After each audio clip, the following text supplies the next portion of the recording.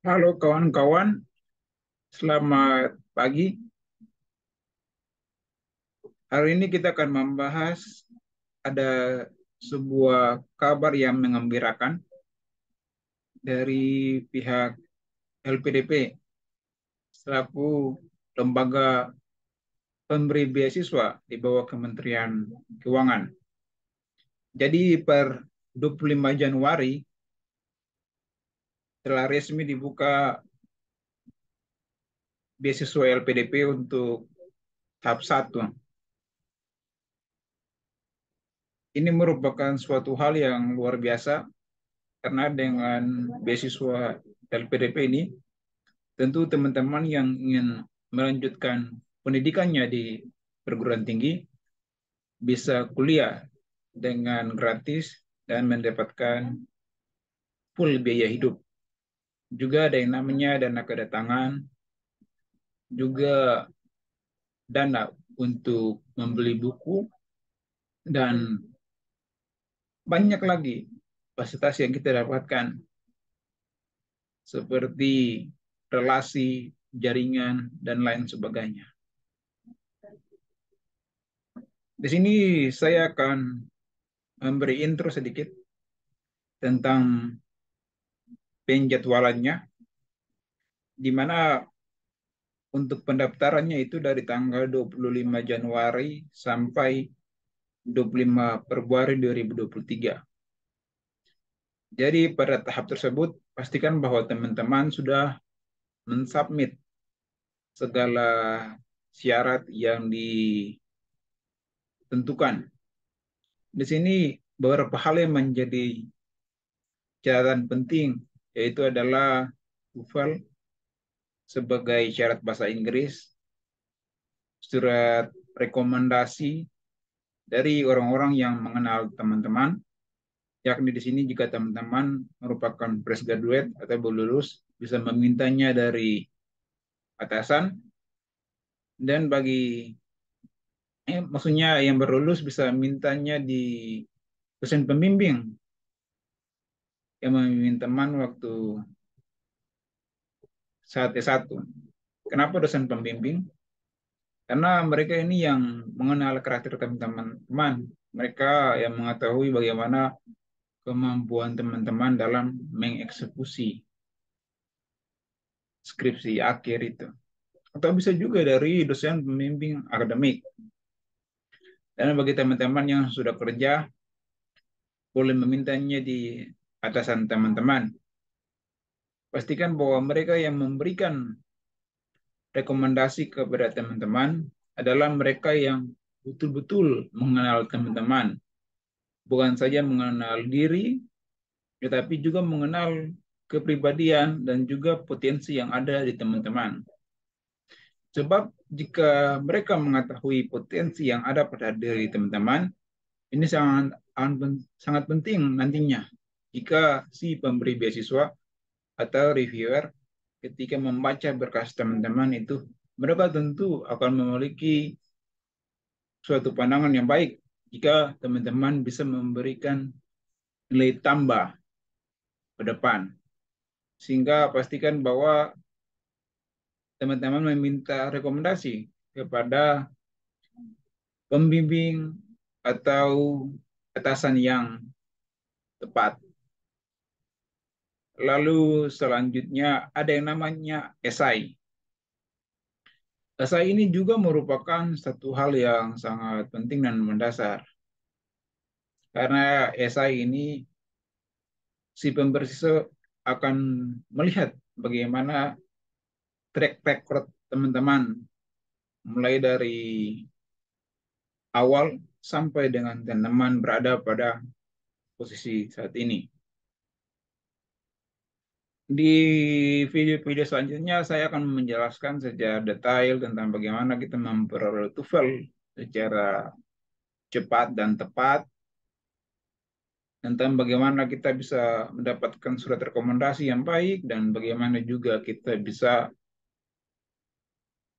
menulis esai dengan baik dan benar. Jadi setelah dari tanggal 25 sampai 25 Januari sampai 25 Februari itu, maka di tanggal 27 Februari itu akan yang dimulai yang namanya seleksi administrasi. Seleksi administrasi ini banyak juga yang gugur. Jadi ini bukan proses yang mudah. Untuk itu pastikan bahwa TOEFL yang merupakan syarat bahasa Inggris yang teman-teman masukkan itu adalah benar-benar murni. Dalam artian teman-teman tidak melakukan plagiat, tidak melakukan scan TOEFL, atau tidak mendapatkan dengan cara-cara yang tidak benar.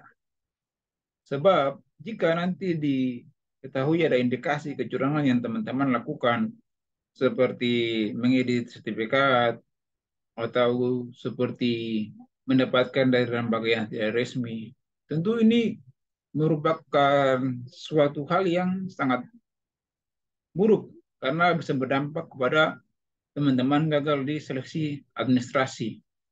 Dan jika ditemukan kecurangan, maka teman-teman bisa di blacklist dari LPDP. Sehingga pastikan bahwa teman-teman melakukannya dengan penuh kejujuran dan dengan penuh integritas. Lalu selanjutnya, ketika seleksi administrasi selesai, maka pada tanggal 14 Maret 2023 itu akan yang ada namanya pengumuman seleksi administrasi. Setelah pengumuman seleksi tanggal 14 Maret, lalu tanggal 27 Maret, itu teman-teman harus mengikuti seleksi bakal skolastik. Jadi seleksi bakal skolastik ini bagi mereka yang belum mempunyai LOA.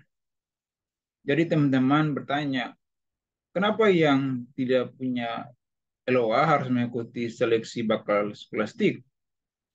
Jadi seleksi bakal skolastik ini sama dengan TPA atau tes potensi akademik. Jadi dia ingin mengetahui atau si pemberi beasiswa ingin mengetahui bagaimana intelijensia teman-teman dalam memecahkan suatu masalah yang berkaitan dengan logika, penalaran, dan kemampuan teman-teman dalam menganalisa suatu kasus. Tentu ini sangat penting. Lalu kenapa mereka yang sudah punya LOA tidak harus lagi mengikuti yang namanya seleksi bakal skolastik? Karena mereka yang sudah lulus atau mendapatkan LOA itu sudah melewati yang namanya bahasa Inggris, mereka juga sudah melewati yang namanya TPA yang dipersyaratkan oleh universitas. Seperti saya yang sekarang kuliah di Institut Teknologi Bandung, ketika dulu saya mendapatkan LOA itu, saya sudah melewati yang namanya persyaratan bahasa Inggris dan juga persyaratan TOEFL atau persyaratan TPA. Jadi TOEFL dan TPA ini sudah dipenuhi, sehingga mereka yang memiliki LOA tidak perlu lagi untuk mengikuti yang namanya seleksi bakal skolastik.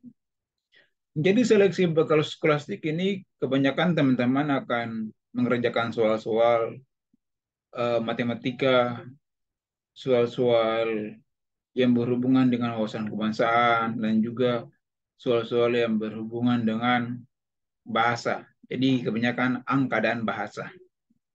Pastikan bahwa teman-teman mempersiapkan diri teman-teman dengan baik, sehingga bisa menyelesaikan soal-soalnya dengan cepat dan tepat.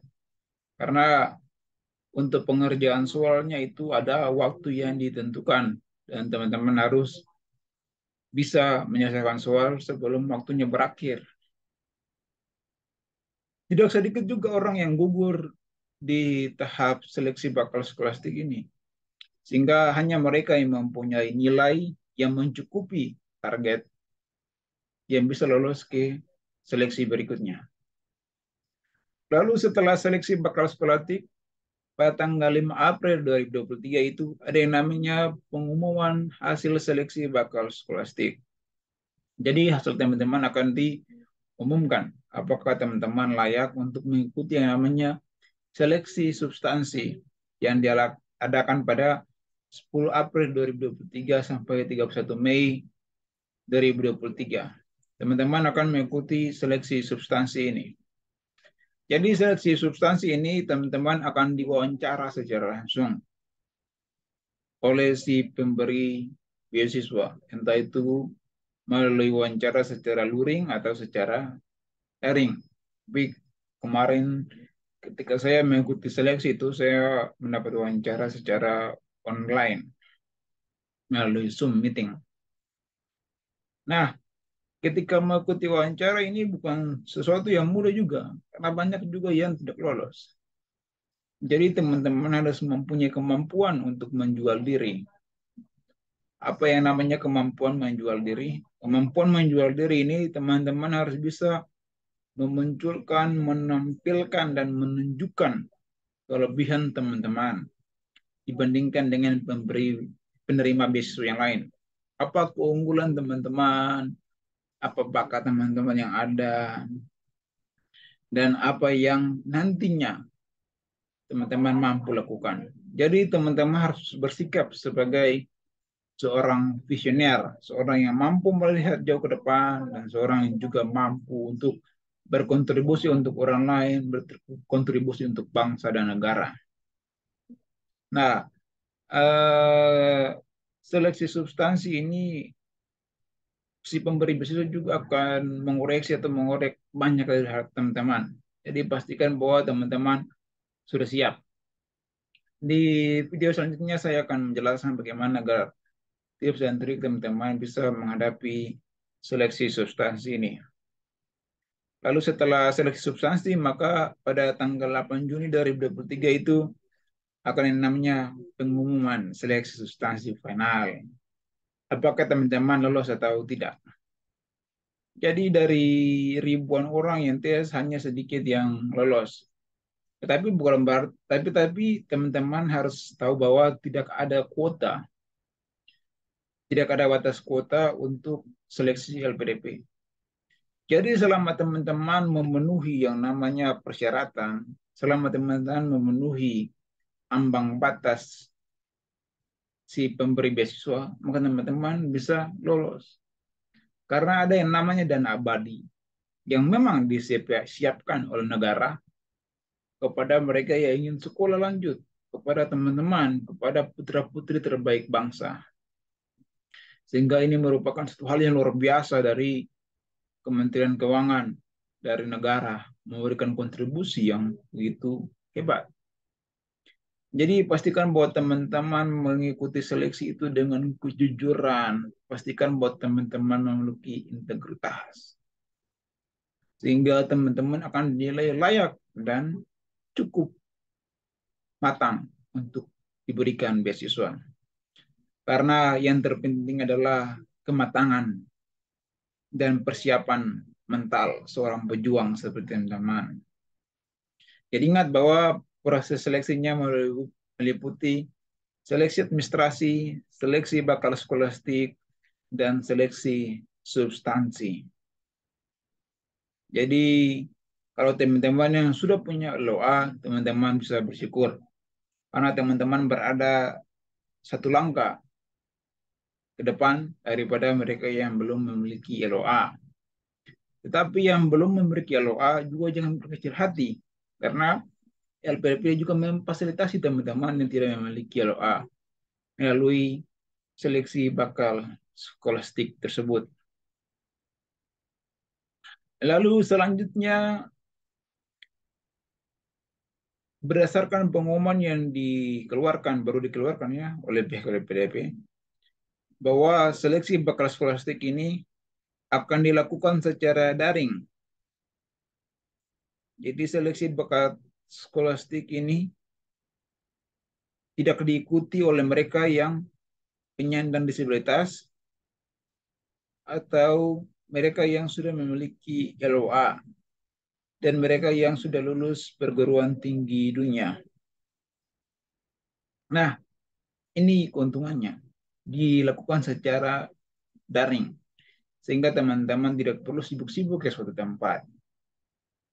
Jadi pastikan bahwa koneksi internet teman-teman itu stabil. Dan kalau teman-teman memakai internet lewat handphone, hubungi dulu teman-teman yang lainnya bahwa di hari tersebut teman-teman akan melaksanakan seleksi bakat skolastik. Sehingga bagian menelpon biasa, tolong jangan diganggu. Karena teman-teman harus berkonsentrasi untuk mengerjakan seleksi bakal skolastik ini. Seleksi bakal substansi juga akan dilakukan secara daring. Nah, daring ini untuk tahap 1 ya, luar biasa, online. Jadi dengan seleksi daring ini berarti LPDP membuka kesempatan yang seluas-luasnya kepada seluruh putra-putri terbaik Indonesia di seluruh penjuru negeri. Ini tentu luar biasa ya, kita harus mengapresiasi ini. Nah, ini merupakan satu hal yang hebat. Jadi teman-teman jangan lupa untuk memperhatikan dan memenuhi segala ketentuan persyaratan yang ada. Karena di tahun ini negara selaku pemberi beasiswa melalui LPDP membukanya dalam 2 tahap. Di sini LPDP juga berkomitmen bahwa seluruh proses seleksi beasiswa LPDP dilakukan dengan tata kelola yang profesional dan tanpa biaya. Sehingga teman-teman harus mewaspadai dan menghindari kecurangan yang mengatasnamakan LPDP. Teman-teman harus berani melangkah dan berkompetensi. Setelah melewati tahap-tahap tersebut, teman-teman akan menjadi pemenang. Yang penting kita punya nyali untuk berkompetisi untuk mewujudkan mimpi kita. Itu harapan dan harapan bangsa tentu ada di pundak teman-teman sekalian. Oke, jadi kalau teman-teman yang sudah memiliki LOA itu, paling cepat itu teman-teman bisa kuliahnya, kalau lulus ya, tahap 1, paling cepat itu teman-teman bisa kuliahnya di bulan Januari. Ya, untuk yang tahap 1 ya, bisa teman-teman kuliah paling cepat itu di bulan Agustus. Dan paling lambat itu teman-teman bisa kuliah di bulan Januari.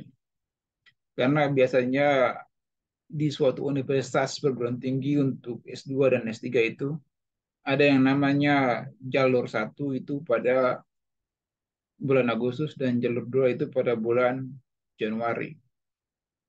Sedangkan teman-teman yang belum memiliki LOA, tentu teman-teman harus tetap semangat untuk mencari kampus idaman, mencari kampus tujuan. Dan pastikan bahwa teman-teman berada di kampus-kampus terbaik yang nantinya bisa meningkatkan skill teman-teman semua. Jadi kalau teman-teman mau sekolah di luar negeri, ya bagus. Ya, tapi teman-teman yang memilih untuk sekolah di dalam negeri juga bagus. Kenapa? Karena teman-teman yang sekolah di luar negeri tentu memiliki pemahaman yang dan relasi tentang luar negeri yang lebih luas, mungkin bisa menemukan orang-orang dari berbagai negara. Dan teman-teman yang sekolah di dalam negeri juga bisa memiliki relasi yang lebih kuat di dalam negeri, memiliki teman-teman dari Sabang sampai Merauke. Itu suatu hal yang luar biasa. Nanti kalau teman-teman yang sekolah dalam negeri, ke depan kalau mau melanjutkan S3 mungkin bisa ke luar negeri. Itu merupakan suatu hal yang positif. Nah, sekian dari saya tentang video pengenalan dulu tentang beasiswa ini. Nanti di video selanjutnya saya akan menerangkan tentang bagaimana menyelesaikan, bagaimana mendapatkan TOEFL, bagaimana mendapatkan LOA, dan bagaimana kita bisa mencari surat rekomendasi dari atasan atau pembimbing. Oke, sekian dan terima kasih. Sampai jumpa lagi di video-video selanjutnya.